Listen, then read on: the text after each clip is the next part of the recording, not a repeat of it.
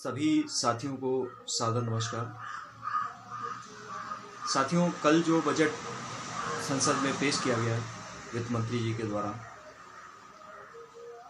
जब मैंने इस बजट का विश्लेषण किया तो मुझे नहीं लगा कि ये बजट कहीं से आम आदमी के हक में है, क्योंकि ये बजट एक नारा दिया गया था, जय जवान जय किसान, और हमारा देश कृषि प्रधान देश है। तो इस बजट में ना तो किसान का ध्यान रखा गया और ना ही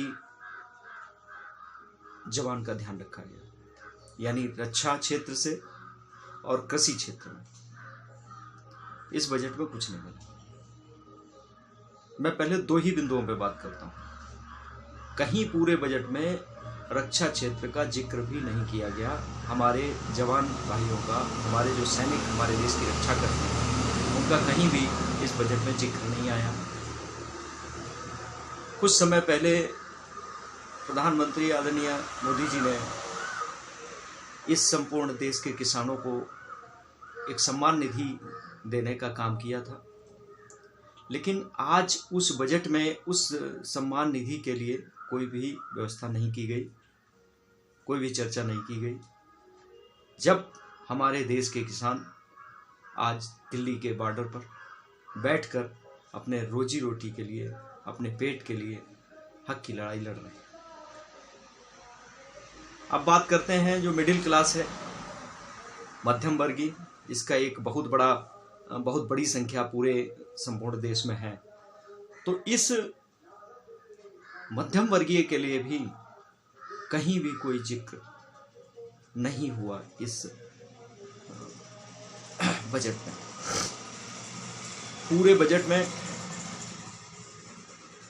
एक व्यापारी की तरह ये खरीदेंगे वो बेचेंगे, ये बेचेंगे वो खरीदेंगे। पूरे बजट में यही है।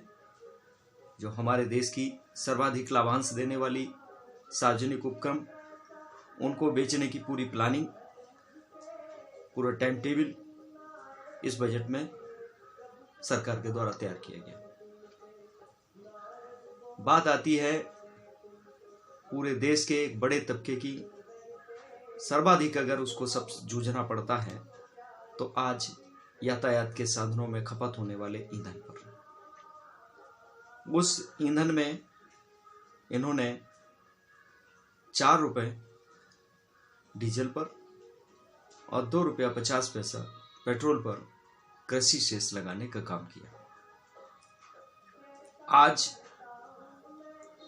तो ये व्यवस्था उन्होंने दी कि मैं एक्साइज ड्यूटी में कटौती करके इस कृषि कल्याण सेस को डीजल और पेट्रोल से वसूलूंगा। लेकिन इन फ्यूचर भविष्य में मान लीजिए कि अगर एक्साइज ड्यूटी फिर बढ़ा दी तो फिर तेल और पेट्रोल और डीजल के दाम बढ़ेंगे, इसका बोझ आम आदमी पर पड़ेगा। इस बात की कोई गारंटी नहीं है। तो मोटा मोटा मैंने आपके बीच में इस बजट का जो मैंने विश्लेषण किया है, उसके आधार पर आपके साथ जो मैंने अपने अनुभव, अपना ज्ञान साझा किया है, इसके आधार पर मैं सरकार से यही कहूँगा कि प्लीज़ जब आप संसद में इसको सविस्तार पटल पर रखें, क्योंकि अभी इस पर चर्चा भी होनी है। तो जब चर्चा हो तो हमारे देश के सीमाओं पर डटे हुए सम्मानित हमारे सैनिक भाई, जो रात दिन हमारी सेवा में, हमारी रक्षा के लिए मुस्तैद हैं, उनके लिए आप कुछ ना कुछ इस बजट में ज़रूर लेकर के आएँ।